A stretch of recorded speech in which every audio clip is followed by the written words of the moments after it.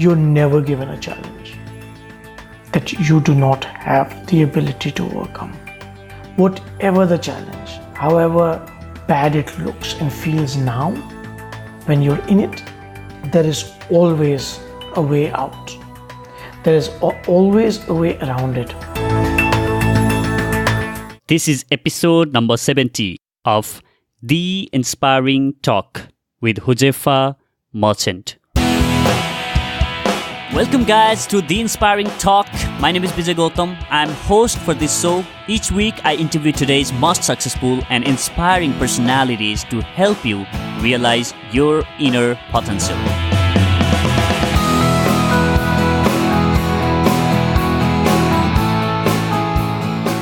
It takes vision to run a business, not eyesight. That's something today's guest strongly believes in. Huzaifa Merchant is 95% blind because of genetic disorder of the eye called retinitis pigmentosa. He only has 5% of the eyesight of normal person, but that doesn't stop him from running a design-centric business. Not only that, Huzaifa leads the design team of his company, where his role is to get fresh design ideas and work with teams to get those designs created. In 2010, Huzaifa sold his house to build InSync, India's only soft fittings brand that designs and develops standardized soft fitting components for retail shops. To make it easier for you, his company creates different design elements including shelves, lightings, and so on of a retail shop, such as a clothing outlet. Asia Retail Congress conferred him as one of the top 100 most influential retail minds in India in 2018 and 2019 consecutively. He was also awarded as the Young Achievers title at the Golden Globe Tigers in 2018. Huzaifa has 20 design, copyrights and patents to his name. On this episode, we talk about how Huzaifa's life was growing up, how he designs while his eyesight is limited to 5%, building his company, navigating through your challenges, and a lot more. Before we get into this episode, I would really appreciate if you could take a screenshot and share it on your Instagram story. And when you do that, don't forget to tag me at Bijay Speaks. Now, enjoy the conversation. I'm sitting here with Huzaifa today. Huzaifa, welcome to the show. Thank you very much. So Huzaifa, how is it going for you? Oh, it's been fantastic. Thank you so much for having me here at office, and I really loved the vibe of your office and the design aspects and everything. You have beautifully created, which we are going to talk more about in a while, because that's the business that you are in.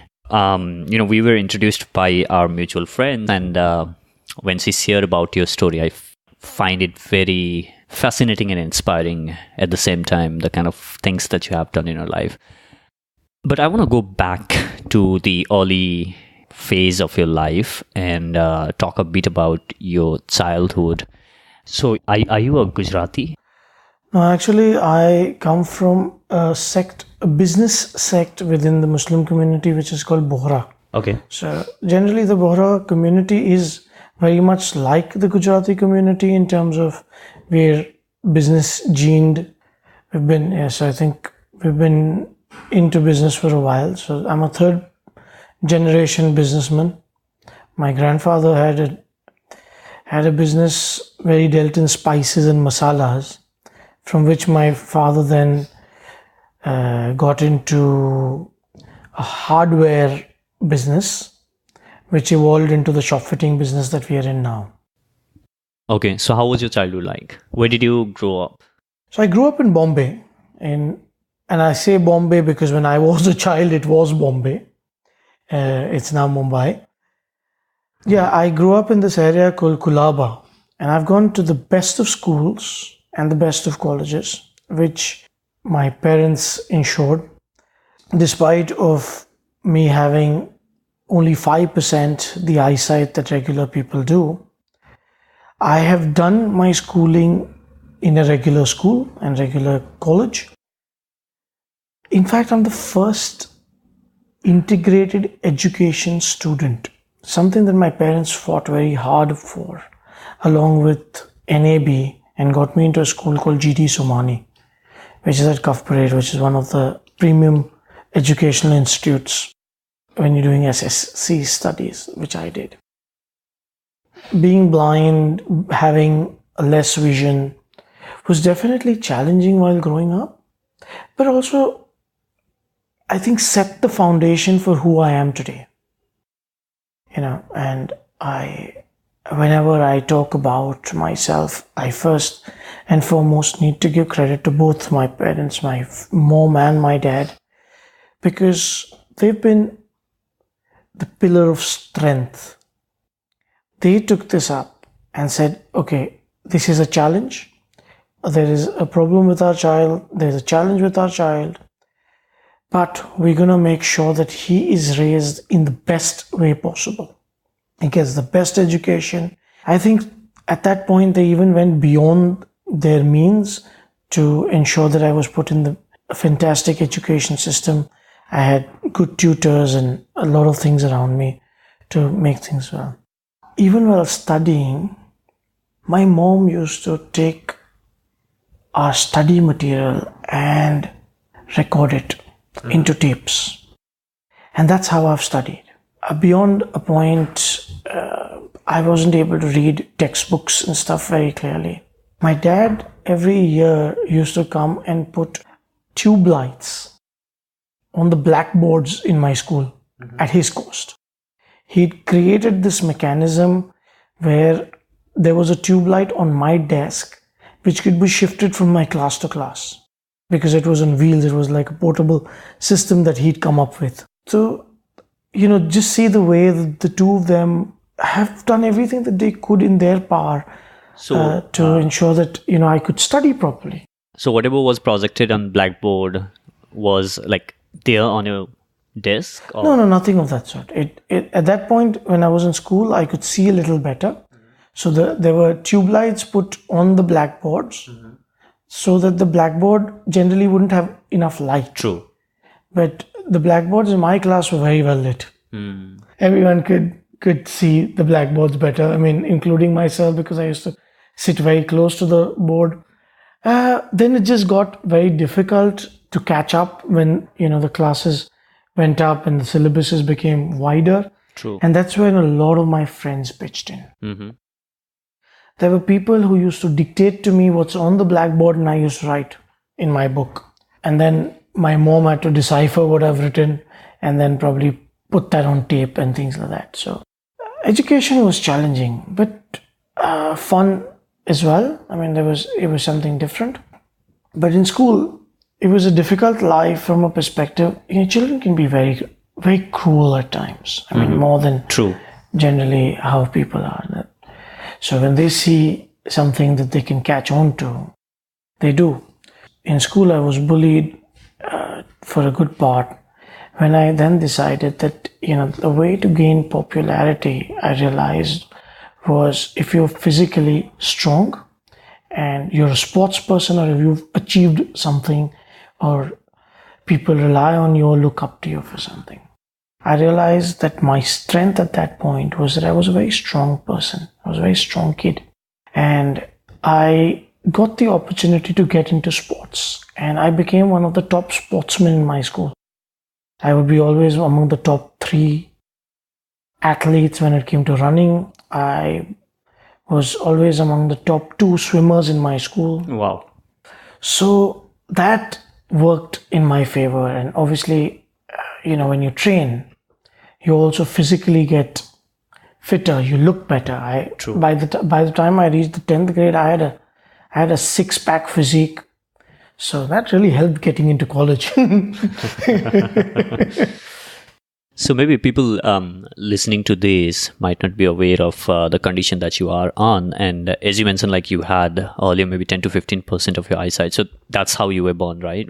So it's a condition called retinitis pigmentosa, where the retina in your eye, which is actually what transmits the images which your eyes see to your brain, my retina doesn't get enough blood supply, and hence I have probably 95% of the cells either dead or dormant, and dormant means sleeping. So only 5% of things I can see. But now that being said, I can see everything, but I need a lot of light, and I can see 5 feet from myself. I wouldn't be able to make out something beyond 10 feet. I think it would just not register. So your light registers, shadows register, but not faces, or not, I wouldn't be able to decipher or read things. So that's what my condition is. So, and go ahead. Yeah, go ahead. So retinitis pigmentosa also is accompanied with night blindness. So at night, because there is no light, it's almost a blind situation. Okay. Right? So earlier you said like being bullied in the college, in the school, and also finding it very, very difficult to study. So do you remember any instances of you as a kid where you were a bit frustrated or feeling like, hey, is there a way I can make a way out of this, or thought of giving up studies and following something else? So I'll tell you what happened was that I was not a bad student, ever. I had trouble only in 2 major subjects. One was Marathi and one was maths. Now, I would probably, in my sciences and my languages, other than that, I would get really, really great scores. But maths, Marathi would bring down my scores completely. So I never thought of quitting education. I always worked towards it. And in fact, I passed my SSC exam with a first class. But what frustrated me a lot was people's behavior. I couldn't understand why people were while there were some people who would literally go out of their way to assist, to read out stuff to me and work with me and do a lot of things, and some fantastic people.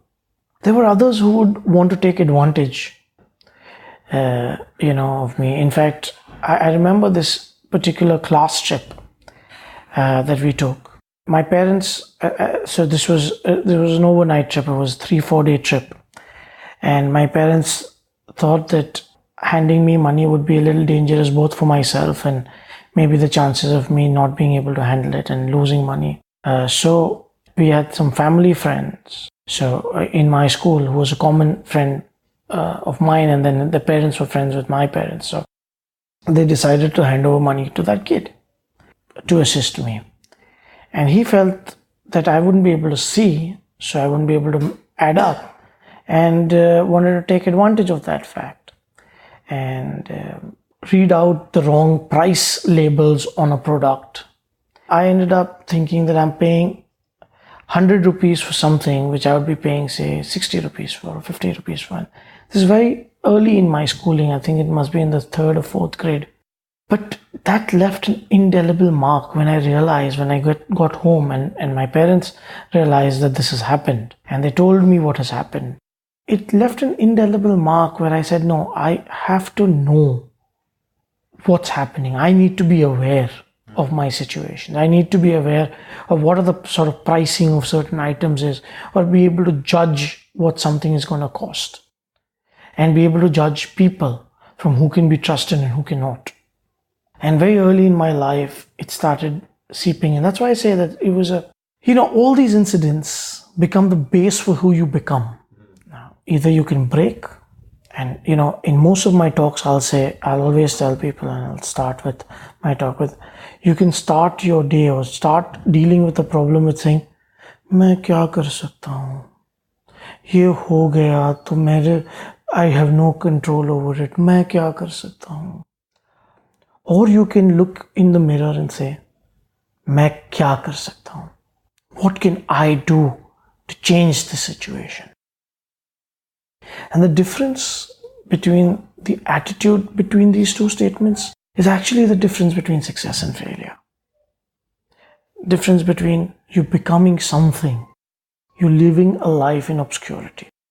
Because if you're going to give up, who's going to hold you up or hold your hand? Who's going to do it? If you don't believe in yourself, why do you expect people to believe in you? Some of those instances that you have shared about being cheated just because you had some disadvantage over some of the things, but I'm sure there are some of the lessons that you learned from that and those experiences early on in your life. One thing that I want to ask you is, especially when somebody is born with some of those challenges, it takes a while for some people to accept that they have some challenges and then start figuring out like, what are my strengths, and then let me focus on a strength. And I think that's something that you have done. So when did you started accepting this is how I am, and then you started focusing on your strength rather than thinking that, oh, I have these weaknesses and wasting rest of the strengths that you have? So in terms of realizing or accepting, for me, this is reality. I was born with this situation, and like I said, the way my parents brought me up was never to make me realize that that's a problem. That's who you are. And if I felt low or if I felt bad, my mom would always say one very important thing, which even today is a guiding force for me. And she'd say, you're never given a challenge that you do not have the capability to deal with, because your Lord is kind, and you just need to look inside yourself to find the answers and the strength to overcome whatever comes your way. And this was the guiding force that helped my parents deal with the situation, and helps me deal with the situation perfectly well. In terms of understanding and realizing my strengths, I think it was a matter of every time I fell, every time I was hurt, every time that somebody took advantage of me or bullied me or did anything, there's always two choices that were in front of me. Either step down or step up. I could step down, give up, and get bullied and remain bullied, or I could step up and do something about it. Either become physically strong so that I can step up to that, or keep getting beaten up or keep getting bullied. Start getting witty, being able to answer back to people that are trying to show you down, or keep listening to the world. The choices at that point were very clear. I mean, I don't know why. Maybe I was born with it, or I just have some fantastic parents. Again, my parents are very pragmatic. They're very practical people. So the whole environment at home is sort of that way, where if there's a problem, you talk about it, you think about it, you try to come out of it. So that's something as a culture is ingrained into me. So I wouldn't ever go back with a challenge. I know today that my mom would probably cry in silence every time I told her something that happened in school. But at that point, when she's talking to me, she was a pillar of strength. She'd say, yes, okay, so this happened. Now what are you going to do about it? So that's the approach that she taught to me. But obviously she's a mother, and trust me, my mom has one of the softest hearts you can find. So I know that she would go cry in silence. I'll tell you an interesting, very, very interesting story. As a kid, I used to love cycling. And this is the point where I could see a lot more than I can see today. But I could cycle, right? And I could cycle very well. Amongst our friends, I was probably the fastest cyclist. And we used to have this thing. We used to take these turns, where your knee would almost scrape the ground. I was one of the better stunt people also. The thing is that as kids, you're told cycle in your lane or cycle in your space, but you're never going to do that. So we used to go out on the main road and cycle. I used to stay in Colaba, and the gateway of India is very close to home. I mean, within 3-4 kilometers. And as kids, we used to go and cycle there because the stretch is so beautiful, so long. And I found out later that my parents used to actually follow me, but from a distance. They never let me know that I was being followed. They never let my confident self that I can do it, that I can go, into the world and live myself. I can go and cycle in traffic and still come out safe and fend for myself in a sense. But they were always there as a safety net, that if something did happen, they were right there to help out. Fortunately, they never needed to. That's a good thing. I think that's a very important thing that you have shared, Uzifa. And the reason that I've been asking about how your parents has helped you and, pitched in to help you navigate through the challenge that you were born with. And, when you see a lot of parents, they have their kids with some challenges, then they first give up on their own mind, and then they say the same message directly or indirectly to their kids.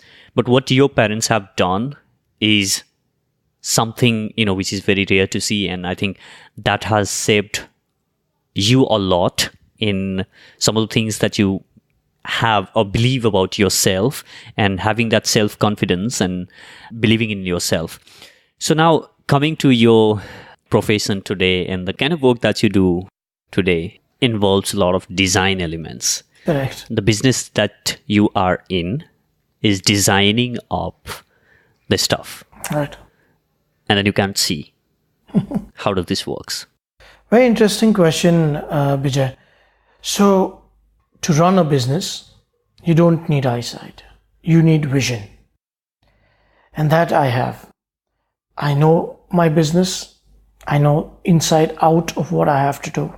I know where the company needs to go.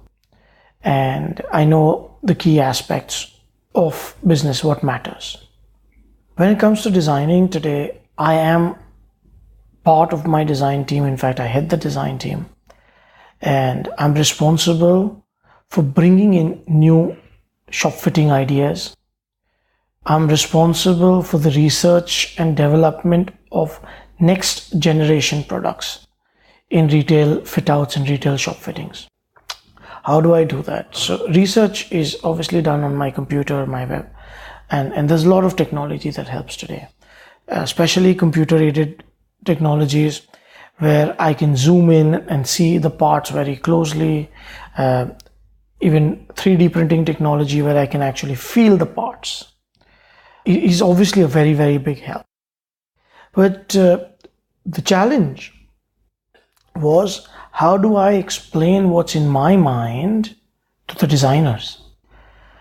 My sketches obviously are not the best, but I use the help of sketching a little.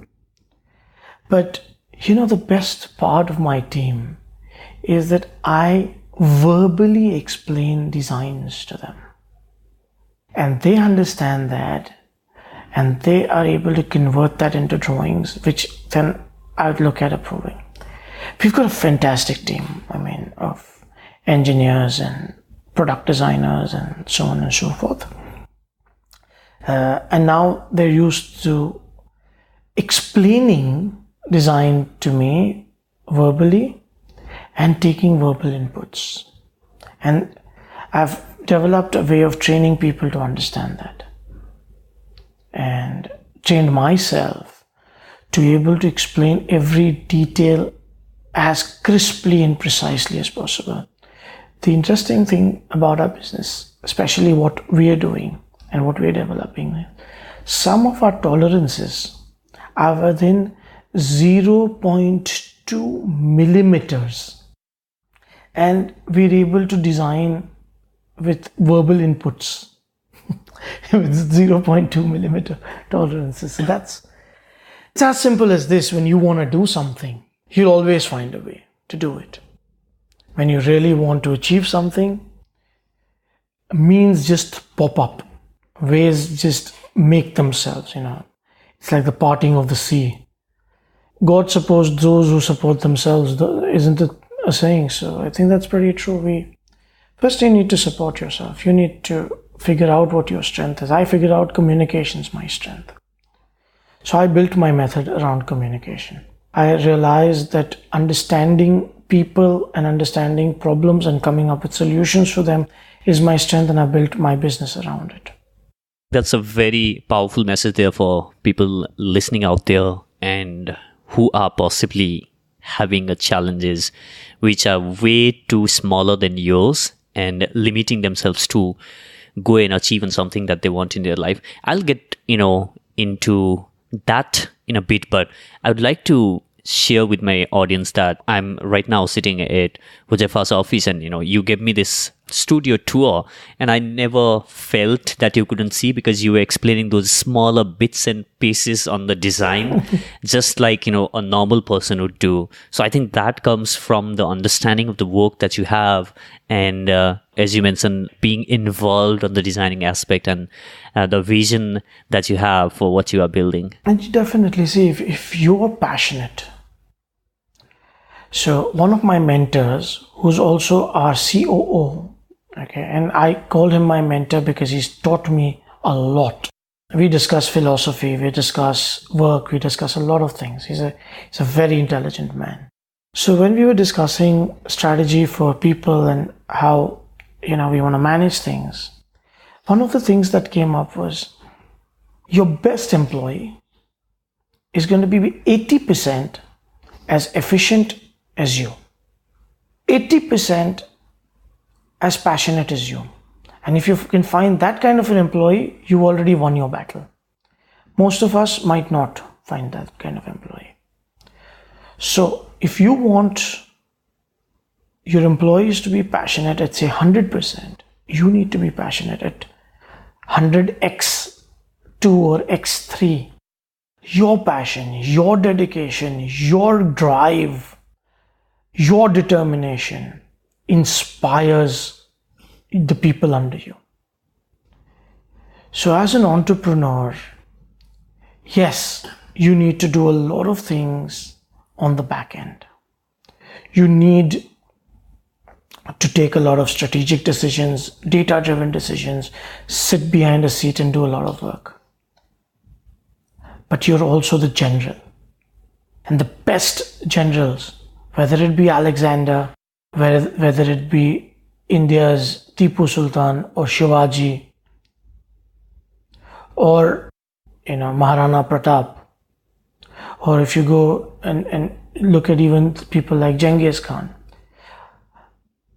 you will see that they're in the field, they're in the front. Theirs is the first horse that leaves onto the battlefield. And that's what you gotta be. Don't get me wrong. I have delegated everything that has to be delegated, but I have not delegated responsibility. If things go wrong, people are supposed to follow a process. But if things go wrong beyond that, the responsibility is borne by me, whether it be with the other directors or whatever it is. If sales are low, my responsibility. If an order has gone out of the factory wrong, even if I have not even stepped on the shop floor to see that order, it's still my responsibility. And because of that, I would go back, I would give them feedback on what's gone wrong. Sit and understand with them what can be done in terms of preventive measures, in terms of corrective measures. If the client is upset, I take it upon myself to call the client, take responsibility for our actions, and assure him that corrective action would be taken. You have got to lead from the front, and you have got to create leaders within your organization who can lead their teams the way you're leading them. It has to be done. And that's the only way you're going to grow. What would be your message to people who might have the challenges like you have, or maybe not physical, maybe they have some other challenges that they are, or the adversities that they are facing in their life? You're never given a challenge that you do not have the ability to overcome. Whatever the challenge, however bad it looks and feels now, when you're in it, there is always a way out. There is always a way around it. I'm the protege of a speaker called Sam Cawthorn. He's an Australian speaker and he lost his arm in a car accident. He has a bad leg and he's from a very humble background. And this accident taught him a philosophy called bounce forward. There's no point bouncing back to a point from where you already declined. You have to bounce forward, bounce beyond that and become a better version of yourself. Every time you fall, aspire not to reach where you were, but reach further. So you won't see falling as that big a problem. Then you look at it as a catapult, right? Can't be afraid of failures. They're a part of you. You cannot be afraid of adversities. You cannot be afraid of challenges. They are as real as your breath. How you deal with those adversities, what you do when you're challenged, defines who you become, defines your success and your failure, defines your legacy. You are never going to run away from your challenges. You can't hide from them. You have got to face them. There is no other option. Running away is not an option. It'll hunt you down someday or another. So face it and you will see that you moved forward. You become a better version, a stronger version of yourself. Every time I have faced a challenge, every time I've faced challenges, I feel you just can't overcome. How do I do this? I mean, this is so difficult. It is. I mean, I have no control over these situations. I'm not even in control. What you're in control of is your actions. And I always try to remember that. I'm in control of my actions. And I need to take decisions towards what kind of actions I'm going to take in what kind of situations. And take your decisions and back yourself with conviction. And do what you think you have to do. Because only you know best how you're going to come out of it, because you know your strengths the best. Focus on your strengths. Focus on what you've got rather than what you don't have. Because even the richest man in the world doesn't have everything. Even the happiest man in the world doesn't have everything. Even the most secure man in the world is not secure from death. Focus on what you have. That is yours. That is what you control. What you don't have, you don't have. What you can't help, you can't help. Focus on the things that you can help, that you can influence. So, Jaffa, you have already said that you don't need eyesight to run a business. You need a vision for that. You have this long list of accolades, including most innovative retail solution by Times Internet. And you are one of the top 100 retail minds in India consecutively for 2 years. Then you have been awarded with Younger Achiever of the Year by Golden Globe Tiger and so on. On top of that, you also have 20 design copyrights and patents on your name. So what's your vision? If you look at India as a market, India has a lot of aspiring retailers. My vision is to empower the future of retail globally, but I've divided that into two parts. One is empowering Indian retail, empowering the Indian retailer who has the aspiration but might not have access to a lot of technology or might not even have the access to knowledge. So we're creating a platform for such retailers. The studio that you were just referring to, that space has been created where retailers and their design agencies or their designers can come in and look at the latest technology, understand it, feel it, and then get themselves educated on what's the latest that's happening. I write a lot of blog posts, do a lot of videos. I make a lot of videos with my products, explaining what people can do to improve their retail. See, today, if you look at a lot of news, you'll see internet commerce is doing this and internet commerce is doing that and blah, blah, and blah. But even today, 80% of sale happens inside a physical store. But still, physical stores are suffering because they're not as operationally efficient as e-commerce is. We have created technology which combines the excitement of physical stores, the touch and feel, enhances the experience of the product, while bringing in digital technology into the rack where people spend 70% of their time. So that retailers can get information like, what has a person picked up and not bought? What has a person picked up and bought? What has a person picked up and what's the next thing they picked up? What are the 5 things that they saw? So that they have information that retailers like Amazon and Flipkart have at their disposal because of their internet capabilities. Because anything that you do digitally leaves a breadcrumb. So we've created scanner-based technologies into our racks where a person can pick up a product and scan it, get product information, buy it from there. But the retailer also gets a lot of information. And now the second part of my vision is to take Indian innovation to the globe and create a persona for Indian retail technology as being reliable, as being brilliant, and as being something that deserves respect. And I'm working very hard towards that.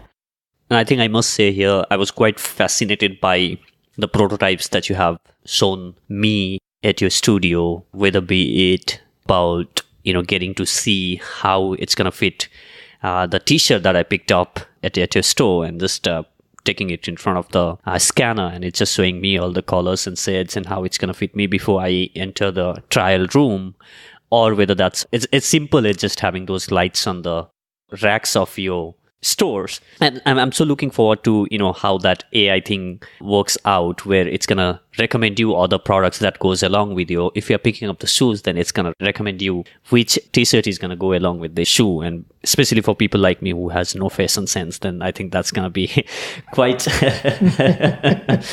Oh, by the way, you guys, you have to see, he's very well dressed. He's just being very humble and saying he has no fashion sense. No, absolutely. I'm being very honest, and I really have no idea of what goes along well with what. Anyway, coming back to the point, in all those innovations and all those smart technologies that you are bringing to the retail stores, like the normal shopping that you go on, the super on the malls or these stores where you are just picking your t-shirts and shoes, the whole experience there is going to be more effective. I think online you just get to see what's out there and just scroll, zoom in and zoom out and stuff like that. But when you go on a physical store, then when you combine these technologies along with the physical experience, that the feel of the product in the hand, and I think that's going to transform that. So I wish you all the best on thank you so much. I really wish, for the future of retail, because we're able to bring in a much higher efficiency in terms of lighting. We're able to give 3x illumination with a rack lighting as compared to regular lighting, while reducing the lighting cost by over 30%. Wow. And what we understand from some of the places where we've been able to implement our digital technologies also is that sales in those spaces have gone up significantly. Now, unfortunately, retailers are very shy sharing their actual revenue or revenue growth, but the CEOs of the couple of companies that we've spoken to are extremely happy, and they say that our sales have gone up significantly, the word that's been used. I really hope that we're an important part of this change, and we're able to influence Indian retail and maybe take the Indian retail model to new heights with what we're doing, and we're really working very honestly towards that. In fact, interesting story that when we started off with InSync and we started off this R&D, we were in the middle of the 2008 recession. And we started off with all of this in about 2009-10, I believe. And we really started running dry of money because all our money was stuck in the market. We had a split in our partnership and we had to pay off our partners. So there was no money. And I had just gotten married. And my wife, one day when I was sitting, I'm at home and I'm sitting with my hand held, my head held in my hand, trying to figure out how am I going to do this? I mean, I need so much money. We've got people to pay, salaries to pay, molds to make, and it required a lot of money. At that point, getting a loan from a bank was as close to impossible. The idea was new and so outrageous that getting investors was also not something that would have been very easy. So, my wife just comes in and says, "What happened, honey? Why are you so sad? What's wrong? What are you thinking about?"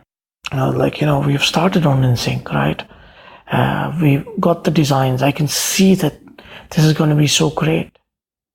They're fantastic products. And so, we worked so hard for it, but today now we don't have the money to invest into molds. So she was like, how much do you think you're going to need? I was like, I don't know. I mean, about this much amount. I don't want to reveal the amount, but this much amount. She says, why don't we sell this house? I'm like, you know what you're saying? We just got married. I mean, it's what, 6 months, 7 months. I think it was, about 6-7 months, and we just got married.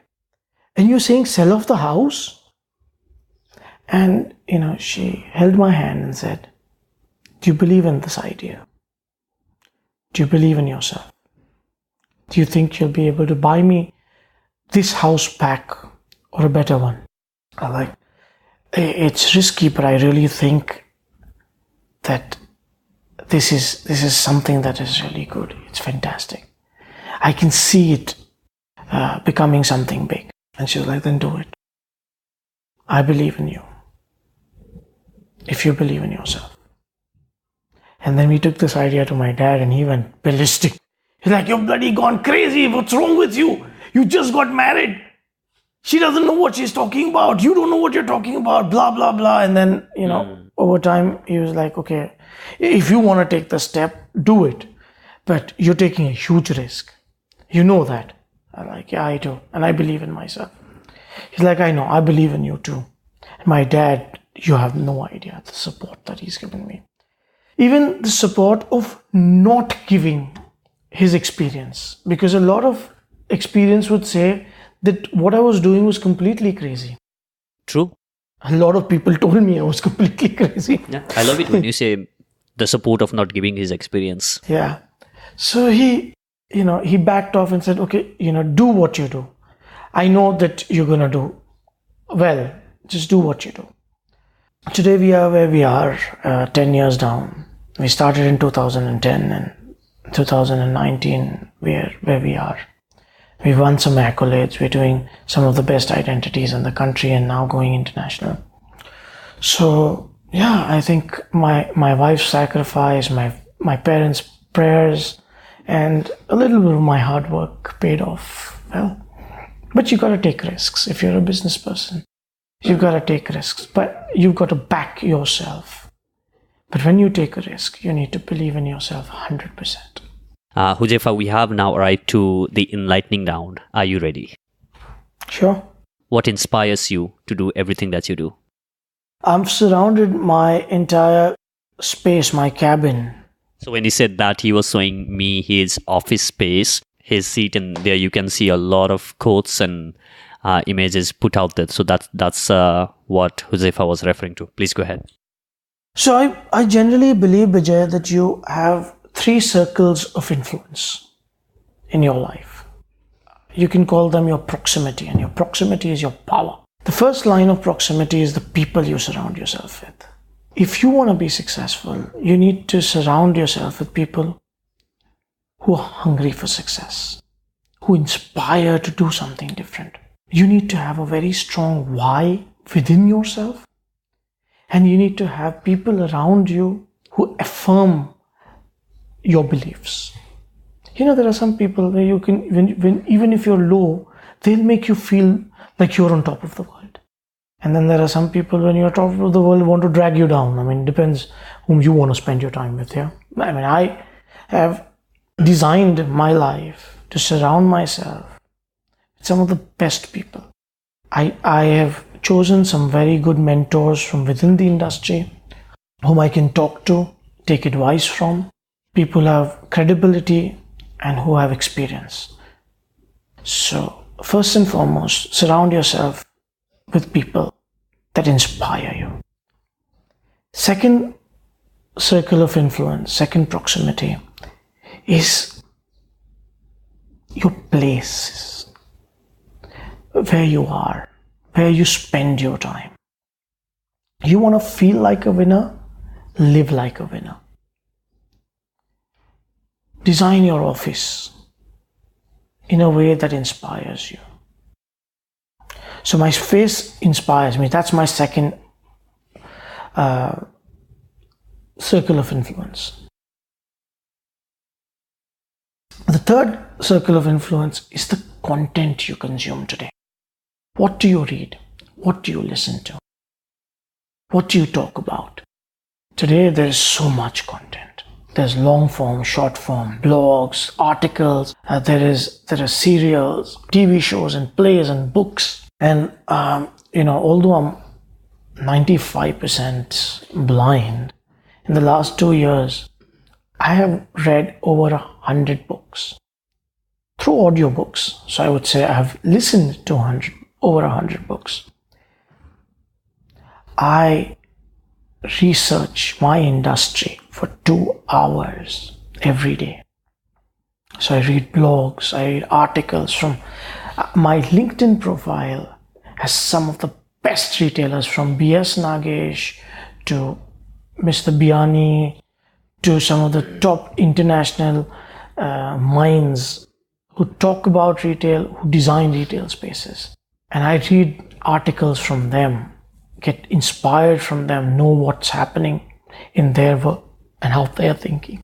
And when you read what some inspiring person's talking about, it inspires you to do. It just pushes you, why can't I do this? Let's do this. This is a problem that they've put up. How do I solve it?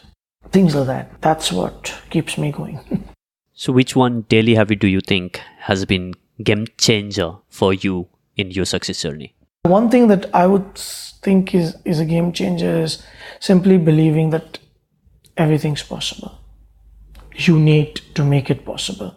Even impossible says, I am possible.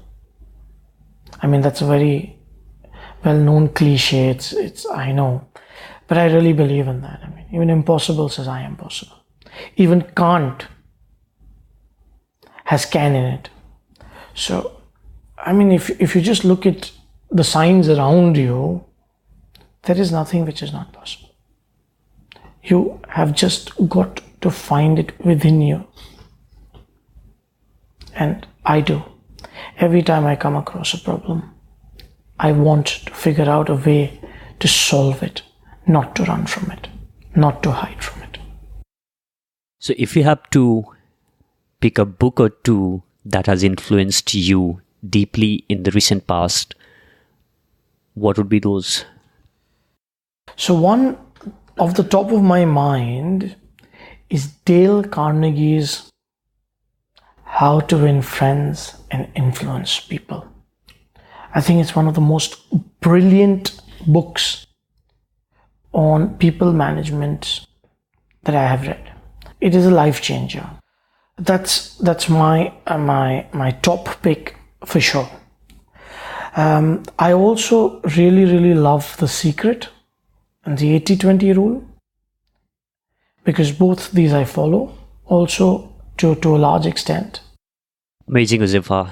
We have come to an end of this interview, but before I ask you the last question, I would like to acknowledge you for everything that you are doing, and your story is very inspiring, and what you have done with your own life, given the challenge that you have, is very inspiring, and I'm sure it's going to touch the lives of as many people as it's going to touch And I hope that a lot of listeners listening to this are being inspired by your story as well. Before I ask you the last question, if people would like to reach out to you and get in touch with you, what would be the best possible way? I'm very, very active on LinkedIn. And LinkedIn would be the best way to reach out to me because I check that personally on a daily basis. Super, guys. I'll link that up on the show notes page of this episode. So here's the last question for you. Huzefa, imagine that you are standing on the largest stadium ever built in the history of the world. And there are millions of people. Every single seat of that stadium is occupied. And these people are eagerly and passionately waiting to listen to your message. And you have been given 1 minute of the time to share the most important lesson that you have learned in your life. What would be your message? My message would be very clear. You are never given a challenge which you cannot overcome. The strength is within you. It's just that you have to bring that strength out. Adversity and challenges are a part of your life. They're as real as your breath. And how you deal with it, what you do with it, how you respond to it, defines who you are, defines your success and your failure. You are never given with the challenge that you can deal with. It has been phenomenal having this conversation with you, Huzefa. Thank you so much for being here with me. Thank you, Bijay. Thank you for having me on your podcast. I'm really proud to be part of this brilliant series. And I hope that I've added some value to the listeners and that I'm able to empower a few people through your podcast. I'm very glad that you decided to have me here and very humbled because I know that I share this seat with a lot of important people in Indian history, people who will probably become part of history at some point. So thank you very much, Bijay. Thank you for having me here. Thank you so much for listening to this episode of the Inspiring Talk podcast. You can subscribe to the show wherever you get your podcast from. And while you are at it, I would really appreciate if you could leave your thoughts about this episode or show in general. To end this, as Huzefa said, you gotta face your challenges. You cannot grow while running away from them. My friend, it might seem bleak and dark at the moment, but believe me, if you face it, you are going to rise and shine. Thank you so much for listening. I'll catch you in the next. Now, go out there and do something inspiring.